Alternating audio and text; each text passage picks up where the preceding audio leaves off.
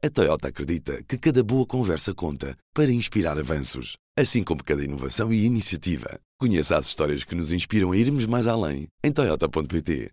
Na Terra dos Cacos, podcast sobre temas africanos do Jornal Público. Elísio Macamo e eu, António Rodrigues, discutimos quinzenalmente às quartas-feiras os assuntos de África. Porque, se como dizia o poeta moçambicano Eduardo White, os países africanos são hoje os grandes cacos e os pequenos cacos dos sonhos que eles partiram ontem, então todos devemos refletir a melhor forma de os colar.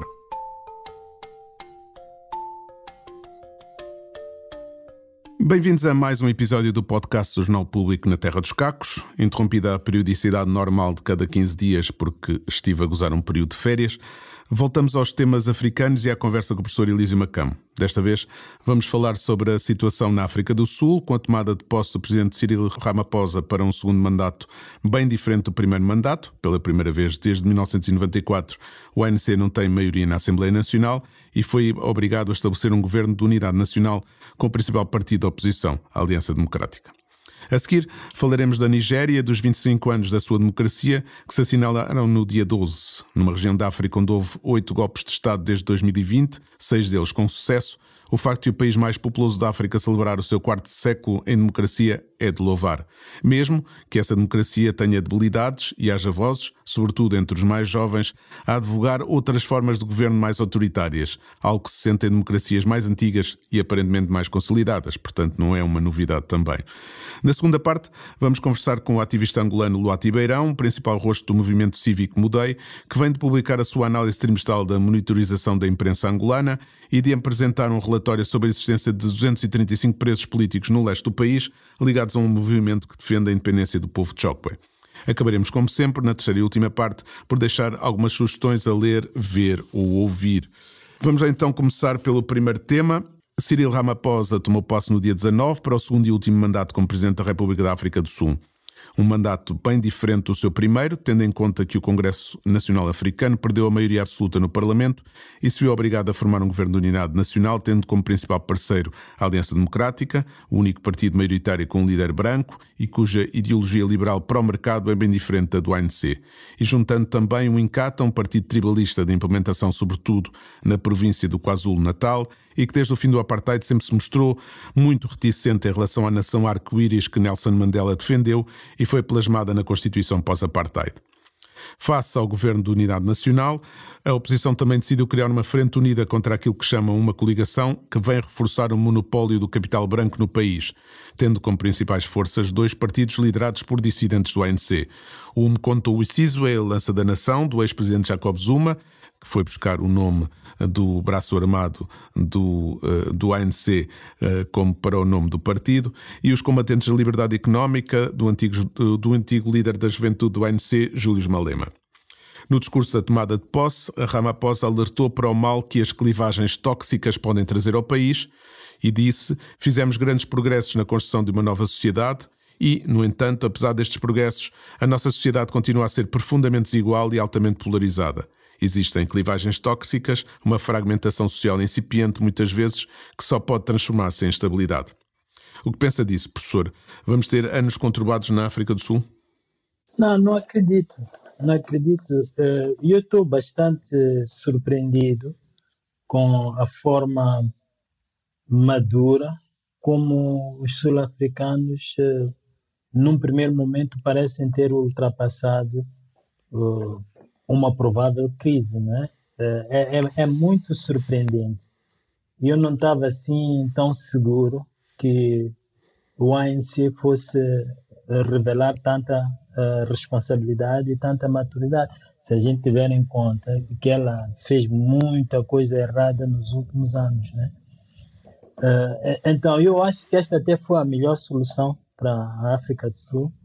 E é por causa disso que eu acho que eles vão conseguir, pelo menos, estabilizar a situação e consolidar, digamos assim, este momento aqui.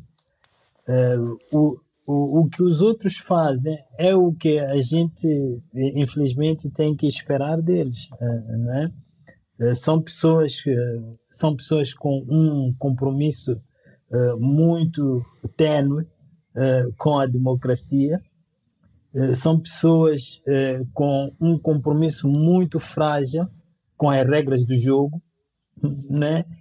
E, no final de contas, são pessoas que me parecem até certo ponto perplexas, pessoas que não parecem estar a entender o que a África do Sul está a viver neste momento. E por causa disso eu acho que não há muita razão para a gente ficar aqui preocupada. É verdade que, como agora, este governo, o novo governo, vai ter que lidar com as grandes expectativas que existem no país, né? E isso, naturalmente, vai ser sempre um problema na África do Sul, porque as desigualdades que foram criadas... Então, a África do Sul é o país com o coeficiente Gini, portanto, de desigualdade, mais alto do mundo, né? Como é que a gente pode esperar que esses problemas sejam resolvidos da noite para o dia? Então, há um problema estrutural que, até certo ponto, vai sempre ameaçar qualquer governo na África do Sul. Num texto que escrevi para o Público, salientei a questão da Orânia como simbólica desta encruzilhada do ANC, que admitiu assinar um acordo de coligação na província do Cabo Setentrional com um partido racista, a Frente Libertária Mais, que exigiu para apoiar provincialmente o ANC que o estatuto autónomo da vila seja mantido. Orânia é uma pequena vila segregacionista criada depois do fim do apartheid para manter vivo o sonho do Hendrik Verwoerd, que é a cabeça por trás desse sistema de apartheid. A vila só dá autorização de residência a brancos que provem a sua descendência dos hugonotes franceses e holandeses que chegaram à região no século XVII. E o sonho da Frente Libertária é que a Orânia seja o princípio da independência dos brancos da África do Sul. Já vimos como estas ideias aparentemente marginais ganharam o centro dos debates em muitas zonas do globo. Não teme pela fragmentação étnica da África do Sul? Sim, é o que eu estava aqui a tentar dizer em relação à fragilidade, à vulnerabilidade estrutural da África do Sul. E eu penso que, até certo ponto, o fato de certos grupos estarem longe do poder contribui muito para a sua própria radicalização e que a sua integração no poder pode ser um antídoto muito forte, né? Pode, inclusivamente, tornar essas pessoas mais razoáveis. Não há garantia, né? Mas pode fazer isso aí. Então, é verdade que o governo sul-africano, isto é, o ANC, está a tomar grandes riscos. O ANC está realmente praticamente a ter que morder a bala. É o que está a fazer, está a morder a bala, como dizem os ingleses. Mas isso é fruto da sua própria incapacidade de dar uma boa resposta aos problemas sérios e graves que a África do Sul tem. E essa resposta não precisa necessariamente de ser a redução drástica das desigualdades, mas mostrar seriedade na governação do país. E a pessoa que cria praticamente esta crise, que é um mal que vem por bem, curiosamente, não é? Esta crise é um mal que veio por bem. Portanto, a pessoa que cria isso é o Zuma, não é? E é o pior exemplo que existe de governação. Sabe, ele é um dos fatores mais importantes no retrocesso que a África do Sul teve nesses últimos anos aqui. Então, eu penso que, apesar de tudo, isso dá uma oportunidade à África do Sul, dá uma oportunidade às pessoas mais moderadas, às pessoas mais decentes da elite política sul-africana, para voltar àquele espírito de 94, sabe? Aquela ideia do arco-íris, não sei quantos, e definir melhor quem está dentro e quem está fora. Mas, ao mesmo tempo, não é um risco demasiado grande? Ou seja, há aqui um manancial de exploração por parte do populismo de Zuma e por parte do populismo de Julius Malema, de aproveitar isso, ou seja, de identificar o ANC vendeu-se, o ANC agora é dos brancos, portanto nós é que estamos aqui para defender os pobres, os negros pobres deste país, não temos o risco de eles ganharem mais força para esses argumentos de quererem essas reformas agrárias tipo Zimbábue, que se viu o que é que aconteceu com essa reforma agrária no Zimbábue? Sim, mas nós temos isso aí, e isso aí é o resultado, sabe, é o que eles vinham fazendo. A única coisa que tem agora e que é diferente é uma espécie de confirmação, entre aspas, né? Porque vinham acusando o Ramaphosa, sabe, foi assim que eles tiraram do poder o Thabo Mbeki. Portanto, vinham acusando esta gente de estarem em conluio com esse tipo de gente, com esse esforço. Agora, eles têm, digamos assim, uma espécie de confirmação para o que vinham dizendo, né? E eu penso que os sul-africanos têm que ter maturidade suficiente para aceitar que as coisas sejam assim, que haja esse tipo de discurso. E agora, o grande desafio para esta coligação, não gosto muito do nome que eles dizem Governo de Unidade Nacional, é uma coligação, não é um Governo de Unidade Nacional, mas que esta coligação mostre trabalho sério, e para mim mostrar trabalho sério, para já é civilizar a burocracia estatal, né, que está com grandes problemas de corrupção, de integridade, não sei quanto. E a África do Sul sempre tem esta vantagem de um judiciário independente e forte. Né? É uma grande vantagem que mais nenhum outro país em África tem. Né? Então tem isso aí. Eles têm que mostrar essa seriedade e eles têm que mostrar que estão conscientes desses problemas que precisam de solução. Aqui, para mim, a chave é mostrar que esses outros aí estão a apresentar vozes radicais, populistas, que não trazem nenhuma solução. Né? Mas Sim. não é fácil. Não é fácil. Não, a situação na África do Sul não é fácil neste momento, portanto, qualquer solução política não pode ser fácil. E só para acrescentar este ponto, António, eu assistia pelo YouTube, não é? A inauguração, a investidura do presidente. E eu achei que ele fez um discurso muito bom, muito comedido, muito modesto. Ele mostrou que, de facto, estava consciente de que ele tinha sido punido pelo eleitorado. Ele mostrou isso claramente. Mas o que eu achei muito interessante no discurso foi uma passagem que ele disse assim: nós temos que nos rededicarmos à democracia. Essa foi a mensagem central. Nós temos que renovar o nosso compromisso com a democracia. Achei isso fantástico. E não esperava ouvir isso de um dirigente do ANC. Né? Isso impressionou-me bastante. E aproveitando essa deixa, passemos então para o segundo tema, para falarmos dos 25 anos da democracia nigeriana. Todos os anos, a 12 de junho, os nigerianos assinalam o Dia da Democracia, tendo este ano comemorado os 25 anos dessa mesma democracia. Um momento importante para um país que, desde a sua independência do colonialismo britânico, aqui esta palavra aqui é patinar, colonialismo britânico em 1960 até 1999, viveu praticamente sempre sob o domínio de ditadores militares. Estes 25 anos coincidiram com o primeiro ano de mandato. Estes 25 anos, este último ano destes 25 anos, coincidiu com o primeiro ano de mandato do presidente Bola Tinubu, candidato do partido no poder, que foi eleito depois de uma eleição muito conturbada, marcada por acusações de fraude, em que até os observadores internacionais falaram em falta de transparência.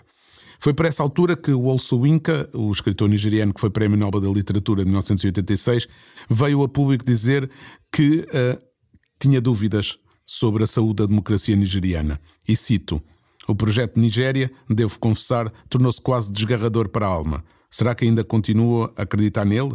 Já não estou seguro.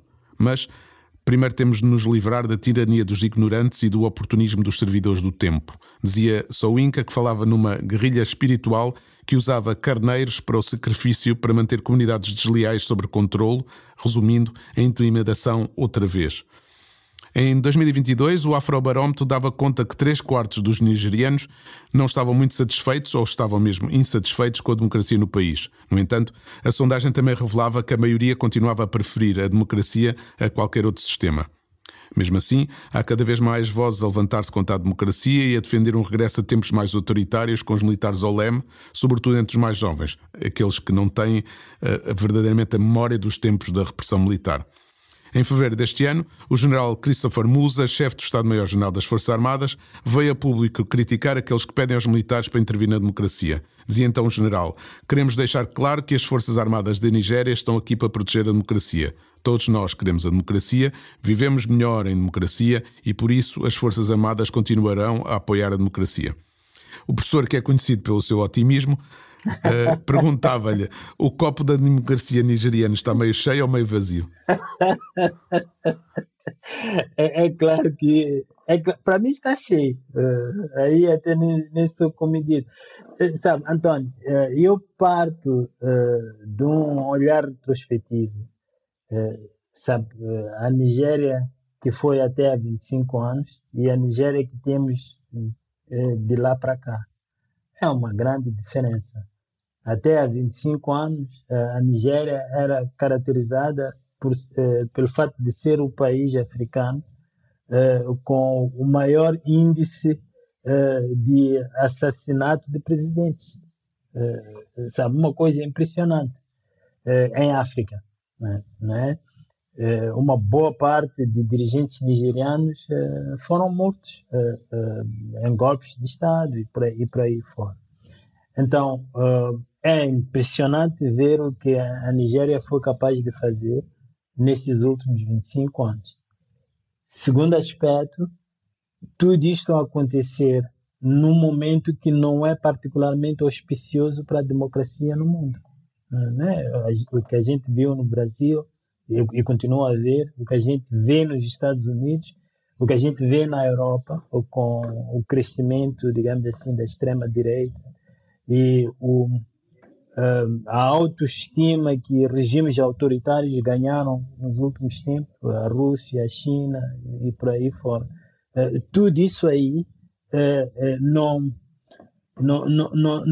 é um bom agouro para a democracia em países onde ela ainda não está consolidada. E é o caso de muitos países africanos. Então, ver um país que tem essa história a fazer o melhor que pode nas circunstâncias é realmente impressionante. Terceiro aspecto, há dois vizinhos, digamos assim, da Nigéria que precisam de ser mencionados aqui. Um é coletivo e o outro é singular. O singular é o Ghana, porque o Ghana também tem uma história muito parecida à da Nigéria, com os golpes de Estado, não sei qual. Estabilizou-se. Conseguiu isso aí o Ghana. É verdade que há problemas, é difícil, não sei quantos, mas conseguiu. Né? Por outro lado, nós temos os países do Sahel, Niger, Burkina Faso e Mali, que são a face mais extrema do retrocesso democrático em África. Né? E é um pouco isso que também faz com que seja difícil para a organização regional, a CEDEAO, para intervir nos problemas que há na região. Né? E a voz mais forte lá é a voz da Nigéria. Né? É a Nigéria que tem mostrado este compromisso com a boa conduta democrática, a boa conduta de Estados. Né? Então, tem todos esses aspectos aqui que para mim são bons sinais. Eu gosto de ver o que eu estou a ver, porque também, apesar do meu proverbial otimismo, apesar disso aí, eu tenho consciência de que não é fácil. E eu posso desenvolver um pouco mais dessa ideia, mas por enquanto eu queria deixar esse aspecto registrado. Nós temos o antes, muito conturbado, e o depois, que é auspicioso, num contexto em que não é assim tão evidente que um governo mantenha o compromisso com a democracia. Eu acho sobretudo, lá está, eu sou o pessimista desta conversa, eu acho sobretudo que há grandes desafios na Nigéria, são desafios que são conjunturais, que são regionais, e há desafios do próprio país, nomeadamente com a questão do Boko Haram no norte, ou seja, a continuação da pressão disso, que faz com que o país esteja sempre em guerra. E sobretudo, os altos níveis de corrupção na burocracia nigeriana, que é conhecida por fazer dores de cabeça a muita gente. E há também, sobretudo quando uma eleição como a eleição presidencial do ano passado é tão questionada assim, tudo isso em conjunto poderá servir para que alguns possam aproveitar disso para defender outras soluções políticas que não a democrática. Sim, sem dúvidas. Mas aí também levanta-se um problema analítico. É que nós temos a sociologia política ou a ciência política que nos dá instrumentos teóricos e conceituais para abordar essas coisas. Mas o grande problema desses instrumentos é que eles têm uma referência imediata. E a referência imediata é a dos países com democracias já consolidadas, né? E a tendência, então, é de nos obrigar a ver o resultado e nunca o processo. Então, a gente olha para a França, a gente olha para a Alemanha, a gente olha para os Estados Unidos, a gente apenas vê o resultado. E a gente descura o fato de que este resultado é resultado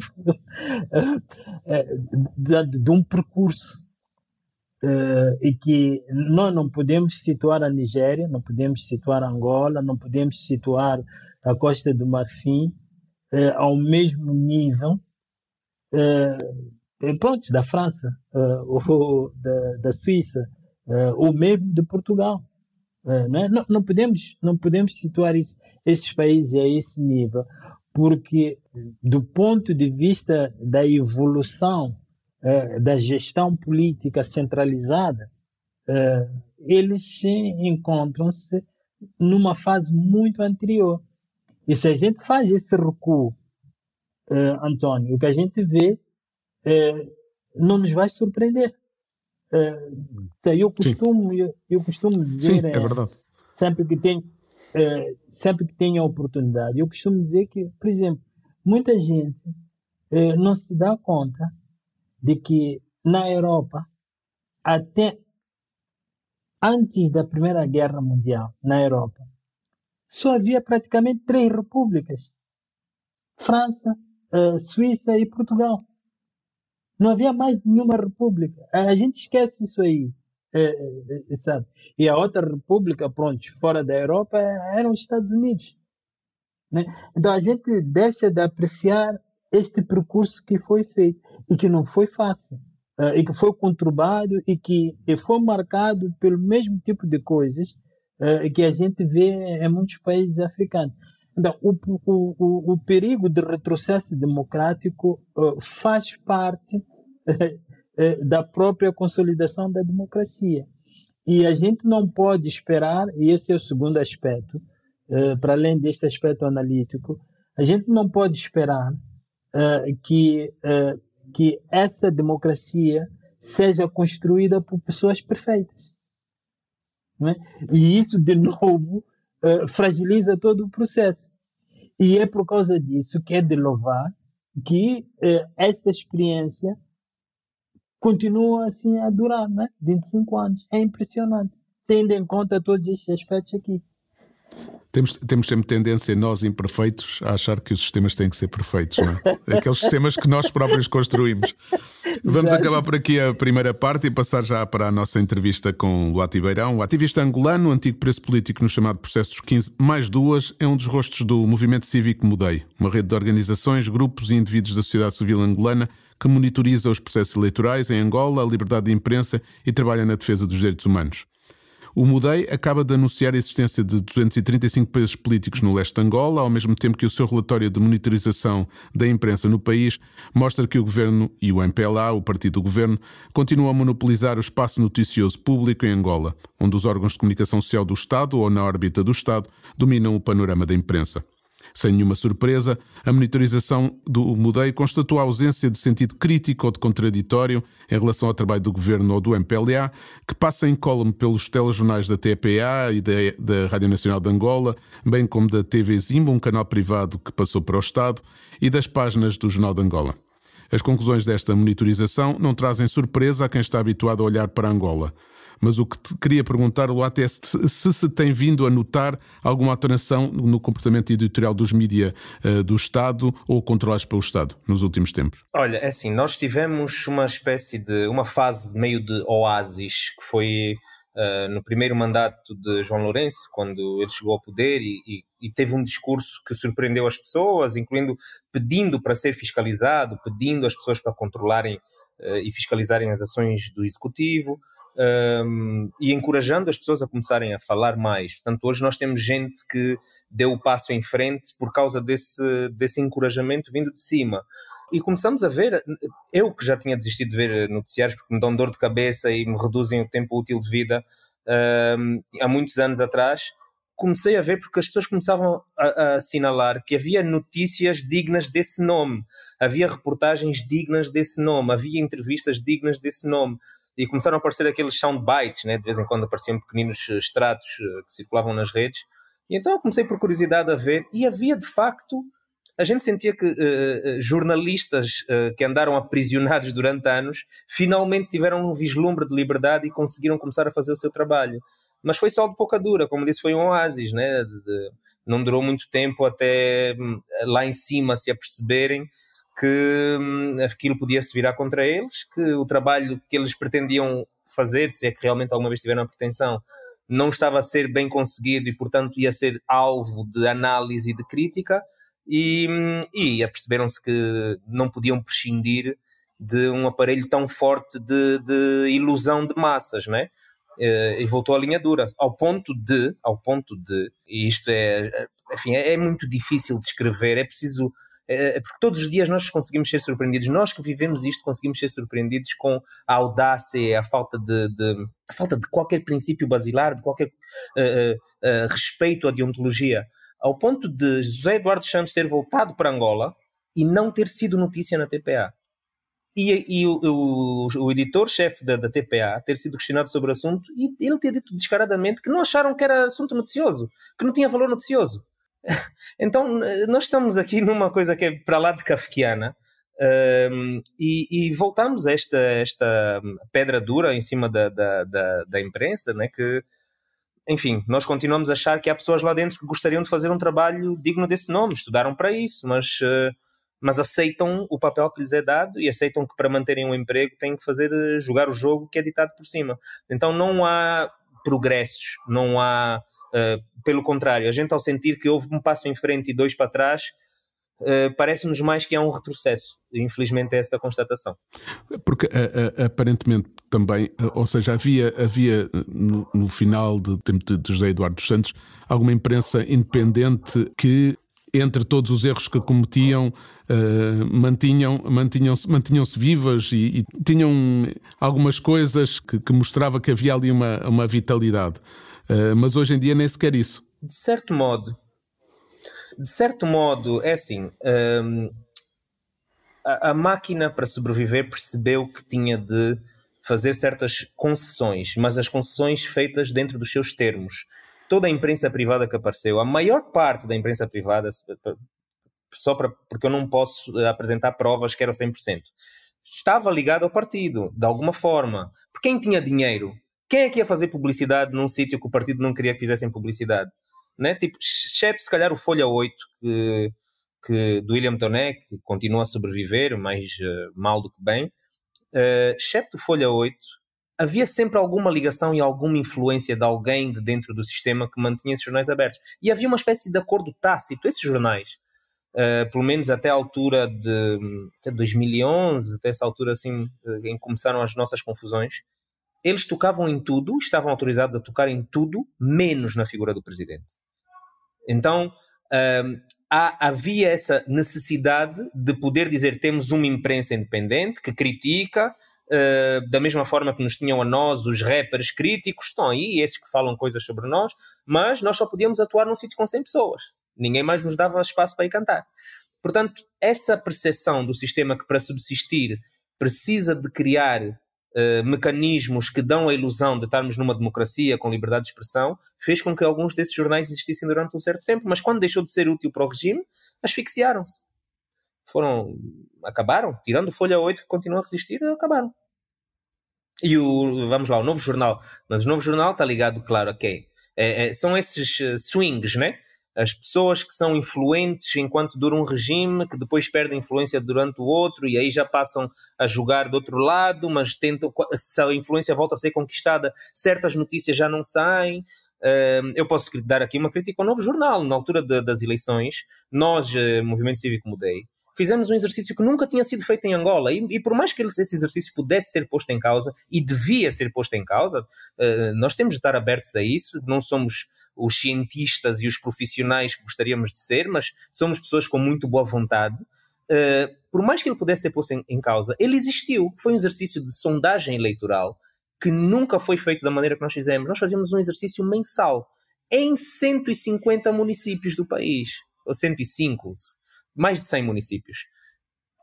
Era um exercício enorme. Então, nunca foi noticiado no Novo Jornal. Então, essa liberdade de imprensa tem os seus quês, e às vezes os caminhos são difíceis de entender porque dependem dos acordos que existem nos bastidores. Nós não vivemos numa situação comum e onde as liberdades são reais. Mesmo aquelas que existem são fictícias e são apenas de acordo com o que o regime deixa.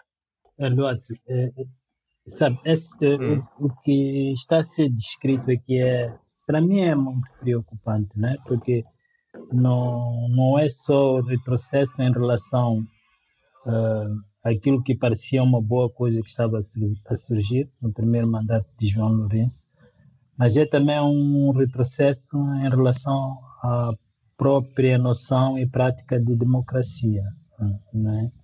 Porque, de facto, os números que vocês apresentam são extremamente preocupantes. Mas a questão que eu tenho é talvez muito mais complexa, e eu vou colocar a questão de qualquer maneira. É que para que haja também abertura política, abertura, liberdade de expressão e tudo isso, é importante que haja também interesse dentro da sociedade para isso aí. E o que eu noto é que não é só a opressão, digamos assim, de vozes independentes que se verifica aqui, mas é que ninguém sai em defesa dessas vozes independentes. Portanto, parece que não existe nenhum eleitorado, entre aspas, para uma imprensa independente e pública. Não é? A que é que se deve isso? Mas eu pergunto-te, Elísio, se me permites, eu gostava só de visualizar, no teu entender, como é que podia haver sinais diferentes. Assim, obviamente que todo mundo que é informado e que vê telejornais e que lê jornais gostava de ser informado com qualidade. Muitas vezes as pessoas não sabem bem o que fazer para reivindicar. Como é que podem exigir que, sobretudo os órgãos que são pagos com o seu dinheiro, né, com os seus impostos, com, enfim, o dinheiro gerado pela riqueza nacional, as pessoas não sabem para onde se virar. Então criticam apenas nas redes sociais e usam os seus espaços pessoais para fazer essas observações, mas não sabem que seguimento dar a isso. E obviamente, não sei se percebi bem acerca daquilo que estás a apontar. Quando as vozes independentes são ofuscadas, por exemplo, tivemos o Carlos Rosado Carvalho na TV Zimbo, mas ele fala de uma maneira tão aberta, tão franca, e não poupa ninguém nas críticas, quando é preciso apontar responsáveis pelos números serem aqueles, não sei o que, ele não poupa. Não acabaram com o programa, mas silenciaram-no, tiraram-no do programa. que é que aconteceu? Uns resmungos, né, daqui e dali, obviamente que nós sabemos porque que foi, todo mundo sabe, vai-se buscar os vídeos que ele dizia aquilo, mas o que é que as pessoas poderiam fazer mais? Era essa parte que eu gostava de entender, que tu dizes que está em falta, e eu concordo, claro que está em falta. Se não tivesse em falta nós seríamos muito mais ativos e aceitaríamos muito menos, mas só para eu poder visualizar. Sim. E para poder, inclusive, concordar contigo. É assim, Duarte, o que eu estou a pensar é que haja um problema estrutural, né? Num primeiro momento, né? Há um problema político, mas já também há um problema estrutural. Como é que ele se manifesta? Parece que quem tem interesse num espaço político diverso e plural é quem essencialmente vive nas zonas urbanas. E é bem possível que na esfera pública angolana, é verdade que, por exemplo, em Luanda vive muita gente, vive uma boa parte, digamos assim, do eleitorado angolano, mas que muito provavelmente esse público não seja suficientemente grande para se impor, né? De modo que qualquer voz independente que apareça fica sempre vulnerável, não é? É isso que eu estou a tentar perceber. Eu acho que o público é suficientemente grande, ele não sabe como se impor. A grande questão é como se impor, como exigir, no seio de todas as outras coisas que têm de ser exigidas, nomeadamente a cesta básica e as coisas mais elementares para as pessoas estarem em vida, que têm de ser exigidas todos os dias porque não são dadas de mão beijada. Não há uma preocupação do Estado em garantir um mínimo de bem-estar para a sociedade. Aliás, há uma linha vermelha que ninguém ainda sabe muito bem medir onde está, porque vão subindo combustíveis e vão subindo os preços das coisas, e não há convulsão que existiu, por exemplo, em Moçambique. Quando subiu o preço do chapa, ou quando subiu o preço do pão, eles não deixaram aquilo assim, incendiaram o país num instantinho, né? Nós não temos essa maturidade política, ou essa maturidade a nível da consciência de quem manda, na verdade, de quem é o soberano. Isso não existe. Há uma relação meio de subserviência entre o governado e quem governa, porque quem governa usando a ferramenta da repressão e do medo. E isso tem sido eficaz porque, ao mesmo tempo, se desinveste na educação. Portanto, nós criamos gerações inteiras de pessoas que não sabem reivindicar, de pessoas que não conhecem os seus direitos, que vivem em pânico de acabarem presos por uma razão ou por outra, de acabarem com uma bala na cabeça porque ainda no outro dia a polícia confundiu alguém com um bandido, tirou a arma e matou 3 pessoas numa família. Então, nós vivemos numa situação tão complexa, tão difícil de definir, que eu não acho que seja falta de número, é a falta desse número, ou mesmo que fosse uma parte desse número, ser consciente daquilo que tem de exigir e exigi-lo de forma persistente. Isso está a faltar, sim, eu concordo, e vai ser muito difícil inverter isso numa situação em que nós estamos, onde a taxa de desemprego é o que é, onde as pessoas estão preocupadas em sobreviver ao fim do dia, e a qualidade da informação se calhar será a última das suas preocupações.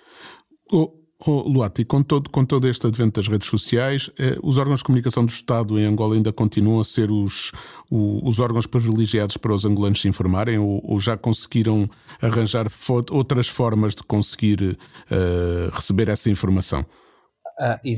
Existem. Obviamente as pessoas recorrem cada vez mais às redes sociais, que também não são necessariamente a melhor fonte de informação, porque ali diz tudo e mais alguma coisa, e o seu contrário, e o elevado ao quadrado, e, enfim, é tanta coisa que se inventa também que as pessoas acabam, por culpa desses que deviam informar e não o fazem, as pessoas acabam por acreditar em tudo o que aparece, né?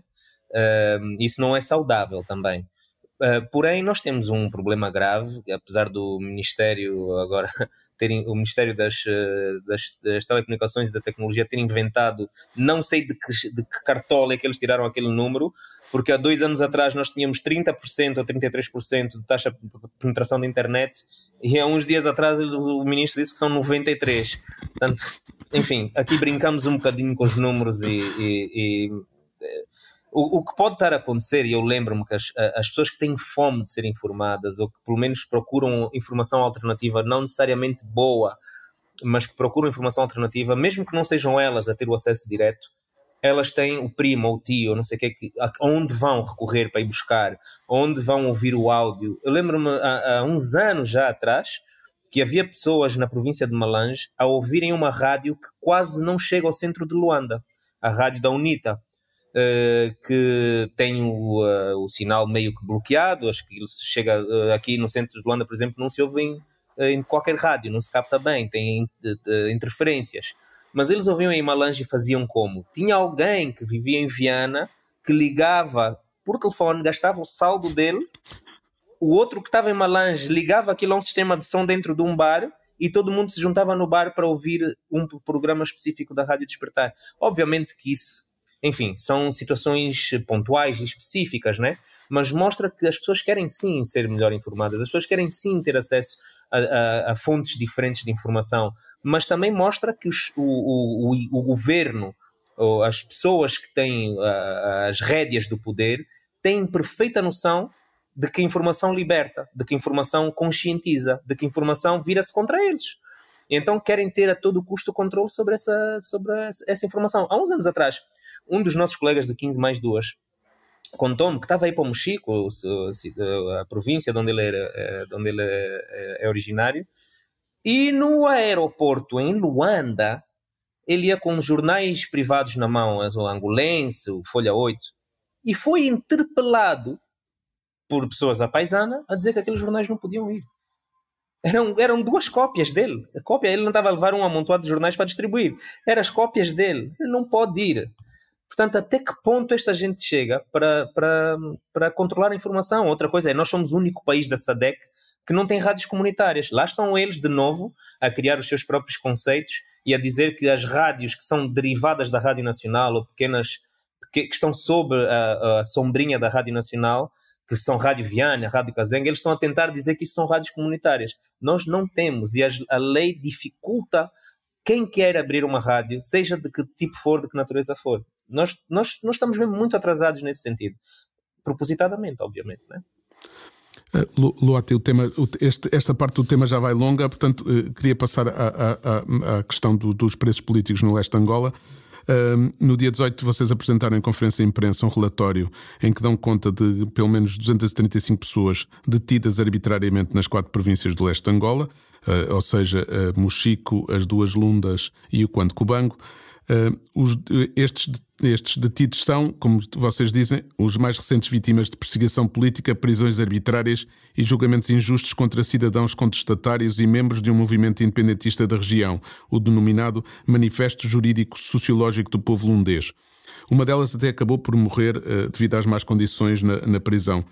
Tiveram alguma reação por parte do governo em relação a esta denúncia? Não houve, em princípio não vai haver, mas se houver, eles vão ter uma base que nós tivemos um certo cuidado ao tratar deste assunto e tentar focar-nos na forma com que o Estado atropelou os procedimentos legais para, enfim, deter alguém e justificar uma detenção, né? Porque eu não estou muito seguro que o que estas pessoas façam seja perfeitamente legal. Eu não estou muito seguro sequer acerca dos métodos que eles usam para o fazer, mas aquela informação que nos chegou e que não foi contestada, eles fazem-no por vias pacíficas, mesmo informando as autoridades que vão fazer. Por exemplo, este movimento jurídico sociológico do povo lundês reivindica não a autonomia como o outro protetorado Lunda Chokwe, mas a autodeterminação. E tenta justificar isso com alguns documentos, alguns tratados assinados com Portugal, não sei o quê. Eu já fui ler alguns desses documentos e, sinceramente, eu não estou convencido que aquilo legitime a solicitação deles. No entanto, há outras coisas que legitimam. Acho que a maior legitimidade está no facto de serem uma zona completamente votada ao esquecimento, quando é uma zona de onde se extrai uma da parte da riqueza nacional. Não tem estradas. Eles estão completamente abandonados. Então uma zona que produz riqueza não beneficia dessa riqueza. Para mim o mais natural é que essas pessoas queiram se ver livres do poder central. Eu acho que isso é super natural. Agora, nós não quisemos entrar nessa parte da discussão porque achamos que isso é um assunto que deve ser aprofundado noutro tipo de estudo, noutro tipo de fórum. Então, se calhar, deixar esta parte da minha opinião pessoal. O que nós vimos ali é que o que o Estado faz sempre. Isso é a regra, infelizmente, é a regra. Deter para depois investigar. Deter para depois arranjar provas. Porque, aquele vai hastear uma bandeira. Eles vão hastear uma bandeira que eles dizem que é a bandeira do Estado independente, mas na verdade é uma daquelas bandeiras que existem nos distritos, em Portugal também. Eu vi o tal decreto que foi assinado por Portugal, era um decreto que dava direito a todas as zonas de Angola terem a sua própria bandeira. E eles foram hastear essa bandeira nas suas vilas, nas suas aldeias, ou seja, nem era uma coisa assim solene de irem tirar a bandeira da República para porem a deles. Então não havia assim propriamente uma ofensa aos símbolos nacionais. Há fotografias disso e tudo. E em algumas dessas 4 províncias, eles nem sequer deixaram que o dia chegasse, foram logo e agarraram as pessoas e levaram-nas presas. Nós mostramos no relatório, por exemplo, que algumas pessoas são presas no dia 8, mas só há um mandado de detenção assinado com a data de 3 dias depois. Então, enfim, há um atropelo que ninguém se preocupa em fazer as coisas bem feitas. Muitas vezes porque não fazem-no todos os dias e não acham que alguma vez aquilo vai ter visibilidade, vai mostrar que foi um trabalho mal feito. Feliz ou infelizmente para eles, desta vez houve quem prestasse atenção e quem fosse o nosso companheiro Jaime deslocou-se pessoalmente até a zona foi ao Mochico e a Lunda Sul e fez aquelas constatações todas, entrevistou as pessoas, recolheu os documentos, assim, nós compilamos aquilo tudo e depois levamos um tempo até limpar, né? Porque entre o que se alega e o que se consegue provar, nós temos que também ser cuidadosos porque não podemos simplesmente acreditar em tudo que nos é dito. Então temos que fazer algumas verificações, levou essa parte do tempo. Agora, não há nenhuma reação do Estado. Eu tenho a certeza que se vier a haver alguma reação do Estado vai ser baseada nisso. São pessoas que estão a querer independência. A independência é proibida pela Constituição porque somos um Estado único e indivisível. Quer dizer, eles podem dividir as províncias em outras províncias, que é o que querem fazer agora, né? Mas os da província atual não podem querer autonomia ou independência ou autodeterminação. Eu acho que, enfim, é um problema muito profundo que deve estar muito para lá destas detenções. Estas detenções são muito recorrentes. Desde 2009 que eles prendem assim aos magotes 200, 300 pessoas. Em 2021 assassinaram, e desta vez nós temos vídeos, né? Porque depois temos que acreditar a versão de uns e a versão de outros. Mas houve vídeos em 2021 que mostravam que as pessoas estavam a marchar sem nada nas mãos e depois receberam tiros de balas reais. E depois outros vídeos em que se mostra pessoas moribundas no chão e a serem pisadas por militares. Portanto, quando se cobra contas em relação a isso, abriu-se um inquérito. Um daqueles inquéritos que é atirado para as calendas gregas. O João Lourenço, atual ocupante da cadeira de Presidente da República, acabou por legitimar a ação quando, ao dizer que há um inquérito aberto, já disse também o que é que aconteceu. Ou seja, ele dá a versão da polícia. Não, assaltaram a esquadra e queriam não sei o quê, mas abrimos um inquérito. Enfim, acabou, o inquérito acabou aí, já se sabe. O Presidente já disse o que é que aconteceu. Então, enfim, nós estamos num estado de perpétuo atropelo a tudo o que é o mais elementar direito de um ser vivo, a própria vida e a liberdade, os dois principais, completamente atropelados todos os dias, e a pessoa fica um bocadinho, para onde é que eu vou me virar, o que é que eu posso mais fazer, o que é que nós podemos mais fazer enquanto coletivo? Toda a gente tem de sobreviver, toda a gente tem de ganhar o seu pão, e eles conseguiram criar uma dependência tão grande. O pão está dependente da boa vontade deles. Se não tens a boa vontade deles, podes ser levado à miséria. Não sei se o livro do Cédric de Carvalho mostra muito bem isso, né? Como começaram a cortar-lhe todas as fontes de rendimento que ele tinha para ganhar dignamente e honradamente o seu pão. Então, isto é a realidade dos angolanos. E é por isso que todo mundo tem medo, tem um pavor de dar o passo em frente, de dar o peito à bala e dizer isto não está certo, isto tem que ser mudado para o bem das gerações vindouras. Infelizmente. Também uma questão, é um defeito do sistema político, né? Porque quando a única maneira tanto de reagir a reivindicações é a criminalização, significa que o sistema político não é suficientemente aberto à própria mudança, não é? Porque, quer dizer, é verdade que o Estado angolano é único e pronto, né? E isso é verdade, mas isso não significa que essa questão não possa ser levantada e debatida. E se não houver essa abertura aí, então o sistema político não está bem. Luati, muito obrigado. Não está bem há muitos anos. Luati, muito obrigado por teres aceitado o nosso convite. Foi um prazer ter-te aqui. Nada, António. Até uma próxima oportunidade. Abraço. Força, obrigado. Yeah?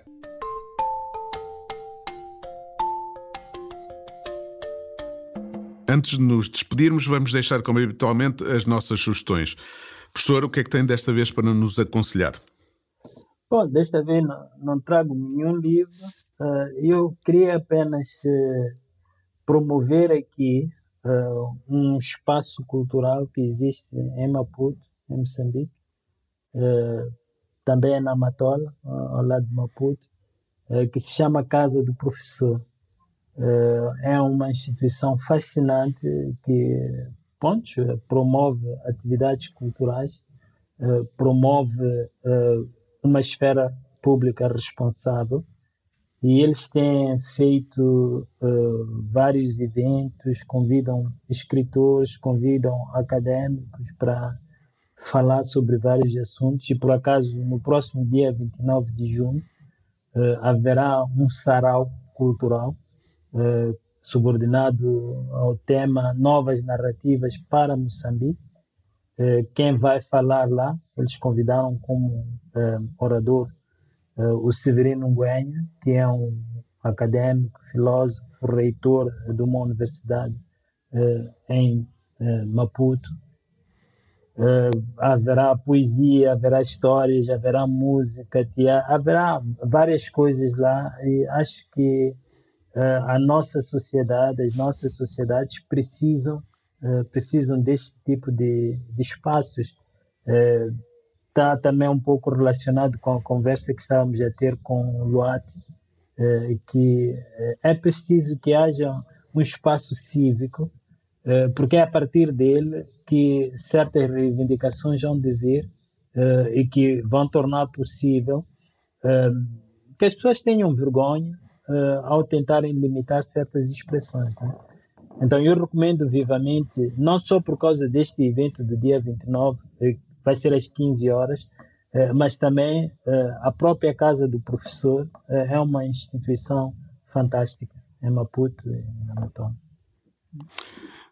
Pelo meu lado, venho sugerir uma grande exposição que está patente ao público e ao pé de si, em Basileia, no Kunstmuseum Basel, que se chama When We See Us, A Century of Black Figuration in Painting, uma exposição com curadoria da camaronesa Koyoku e da zimbabuana Tandazani Lhakama. Estará patente ao público até 27 de outubro e mostra 100 anos de pintura feita por homens e mulheres negras fora do continente africano. A exposição esteve primeiramente em exibição no Museu de Arte Contemporânea Africana na cidade do Cabo, na África do Sul. No artigo que fez capa do Sul, tipo suplemento Y do público, José Marmeleira fala de uma experiência inesquecível e irrepetível que se estende pelos 3 pisos do edifício. Ao todo são 150 obras de 120 artistas numa exposição coletiva marcada pela pintura e a figuração. E com isso nos despedimos. Obrigado por terem estado desse lado. Até um próximo episódio de Na Terra dos Cacos. Professor, muito obrigado. Voltamos a ouvir-nos daqui a 15 dias. Um abraço, António. Obrigado. O público fica no ouvido.